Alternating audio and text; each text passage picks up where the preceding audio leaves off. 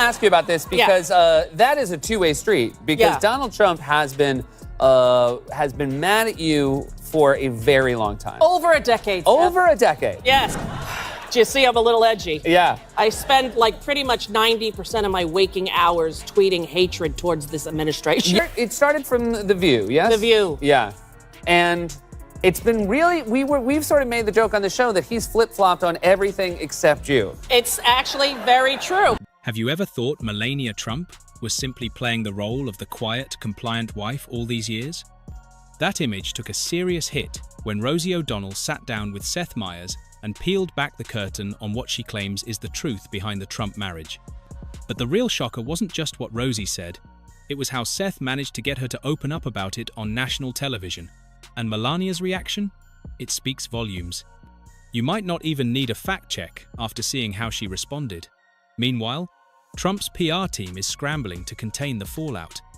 Quick favor, if you're enjoying this kind of content, please take a second to like the video and subscribe to the channel. Believe it or not, over 98% of viewers watch without subscribing. It costs nothing, but it really helps us out in a big way. Hit that subscribe button. Awesome. Thank you so much. All right, back to it. If there's one person who's been a constant thorn in Donald Trump's side, it's Rosie O'Donnell. She's not just a critic. She's been living rent-free in his head for over 2 decades. And now, her latest comments about his marriage have hit harder than ever. Her revelations have shaken things up in Trump's world like never before. You know, there was a Tara O'Connor, I believe her name was, a young Irish lass who was Junior Miss Trump Atlantic City pageant sexist winner. And he said, just want you to know, I've forgiven her. And this young woman, I'm like, what is he, the pimp? And she's the prostitute? And who is he? He's the moral arbiter of 20-year-old behavior now, right? And she was downtown, 19-year-old girl, drinking and kissing a girl. And it was on the cover of the Post. So he held a press conference right before The View went on live. Let's rewind to 2006. Rosie O'Donnell, in her time on The View, did something so bold it probably should have been archived in the Library of Congress. Live on air, she called Donald Trump a snake oil salesman, and she did it while he was busy trying to play moral police over Miss USA Tara Connor's personal life. Just like that, boom, Trump didn't just get roasted, he got exposed. Let's be honest, Trump wasn't exactly the gold standard of virtue at the time.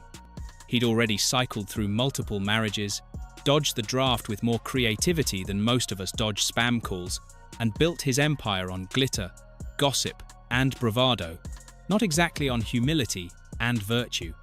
Yet here he was, trying to act like some high priest of morality. And Rosie? She stared straight into the camera and said what most people were already thinking. Sir, you're not exactly wearing the robe. She didn't shout. She didn't need to. Her delivery was calm, cutting, and soaked in sarcasm. It was the kind of moment where you could tell she already knew she'd won before she finished her sentence. And oh, she did win. Hard. Then came the inevitable meltdown. Because if there's one thing Trump doesn't do well, it's letting things go. When someone calls him out publicly, especially with precision and wit, he doesn't just shrug it off. He spirals. He plots. He obsesses. And Rosie?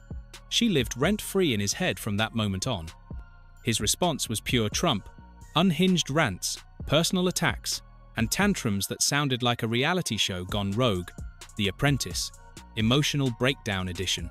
He called her weak, low energy, probably demanded someone sue her before lunch, and asked his team if they could launch a federal investigation into her Q rating. Classic. This campaign began that he is bankrupt 4 times, that he got all his money from his father, and that he notoriously cheats private contractors out of their money. Yes. And he went bat crazy. Yeah. And stayed that way. Stayed that way? Yeah.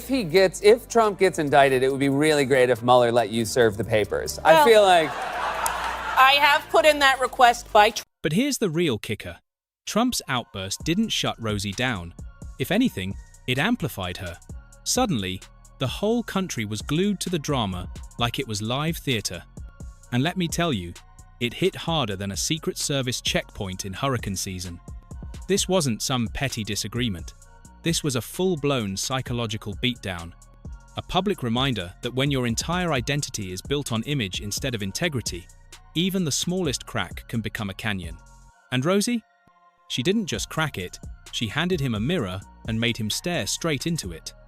While Trump strutted around claiming to be America's moral compass, Rosie calmly pointed out that his moral compass spins faster than a Beyoncé music video, loud, chaotic, and pointing nowhere but toward himself. And people weren't just laughing anymore, they were waking up to something deeper, something scarier. Trump doesn't believe in principles, he believes in perception. And when that perception is threatened, he doesn't defend with logic, he panics, he spirals. He starts firing off legal threats like campaign flyers, demanding apologies from people who owe him nothing but maybe pity. Because here's the thing, folks. Rosie didn't go for the cheap shots. She skipped the jokes about tiny hands, bad hair, or windmills. She went for the heart of the hypocrisy, the absurdity of a man who spent decades chasing women, fame, and power, suddenly pretending to be the guy handing out virtue trophies. That's what made it legendary. Because when you rip off the mask and show Trump for what he really is, a man whose entire persona is performance over principle, you don't just dent the image, you break the illusion. And what's left isn't leadership. It's a high school play where the lead forgot his lines and decided to just yell instead. Yep. Escalator down with the fake crowd going, look, here's my wife who loves me. And she's like, how do I get out of here? You know, right? And he'd be there, and what if he wins? She's like, Rosie, you really have to start working on your negative loop in your brain. He is not going to win. Every smart person knows he is not going. Most public figures, they take criticism on the chin. They roll their eyes, maybe laugh about it over dinner, and move on with their lives. But not Donald Trump. Oh no. When Rosie O'Donnell came for him, he didn't just react, he detonated. It was like someone told him his hair gel was made of expired mayonnaise, and suddenly, his entire world started crumbling. His response wasn't just over the top, it was volcanic, unhinged, the kind of rage you save for family betrayals or season finales gone wrong. He launched into "I will never forgive you" territory, all because she dared to say out loud what so many were already thinking, in front of an audience that actually listened. And his comeback? Pure schoolyard bully energy. He called her fat, called her a loser, said she was ugly inside and out, as if insults somehow land harder than facts. That was just the opening act. The real fireworks came years later, when Megyn Kelly confronted Trump during a presidential debate, asking him about his long, public history of insulting women, calling them pigs, dogs, and whatever other word happened to tumble out of his ego. And what did Trump do? He didn't address the dozens of women he's attacked. He didn't name the journalists, rivals, or even ex-friends. No, he zeroed in on one name, Rosie O'Donnell, like she was the moment the walls in his life started going up, figuratively and literally. That's how deep the grudge runs. This isn't just personal, it's foundational.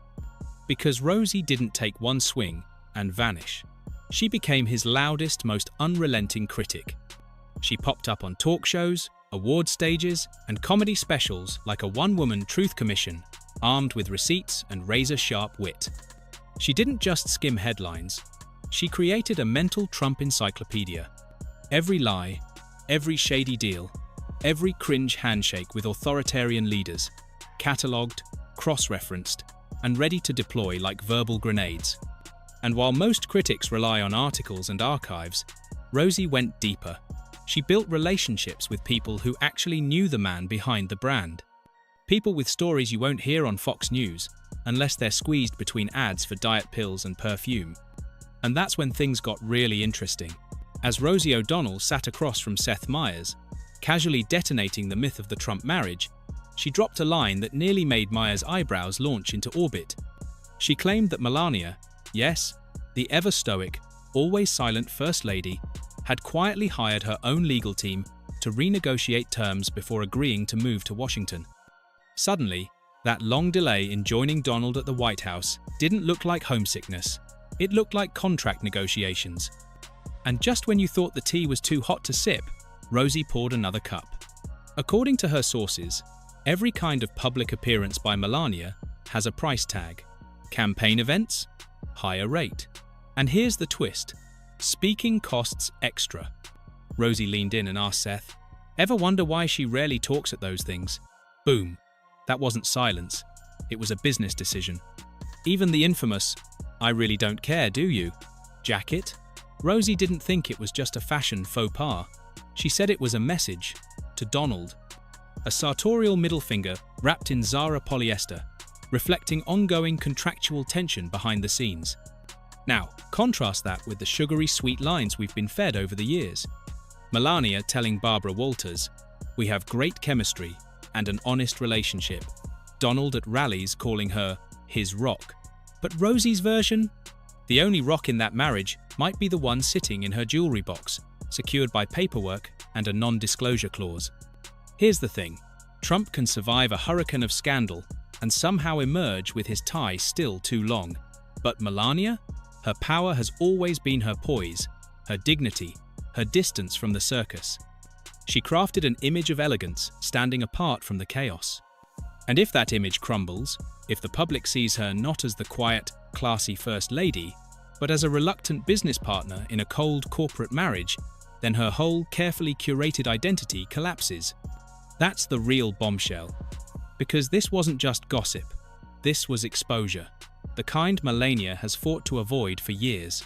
She's been described by former staff as fiercely private and deeply defensive of her personal dignity. So, having Rosie dissect the financial blueprint of her marriage on late-night television, that's not a tabloid scandal, that's a personal catastrophe. At one point, Myers asked if Rosie was worried about legal backlash for airing all of this. Rosie didn't flinch. "What are they going to do?" She shrugged. "Can I be sued for being honest? Give it a go. That'd be exciting." The studio audience gasped. It wasn't just a clapback, it was an act of defiance, the kind that makes you realize you're watching more than celebrity beef. You're watching someone slice through a gilded illusion with the precision of someone who's waited decades for this moment. Naturally, the Trump machine went into overdrive, accusing Rosie of lying, questioning her mental health, and attacking the messenger. It's the oldest play in their very thin book. But this time, something felt different. Because Rosie didn't just tell a juicy story. She shattered the fantasy. She peeled back the gold-plated wallpaper to reveal the rot beneath. And for once, the image of Donald Trump wasn't filtered through camera angles or campaign slogans. It was raw. A lonely, bitter man tweeting from his golden toilet while his wife, in another room, fumes behind a locked door, reading over Clause 14 of their post-nuptial agreement. Rosie didn't just roast him. She revealed him. And suddenly, it all made sense. Why he's always so angry, why he lashes out, why he obsesses over people like Rosie O'Donnell. Because nothing haunts a man built on illusion like someone who insists on telling the truth. Especially when that truth sounds like, picture going home to a marriage colder than a Moscow winter.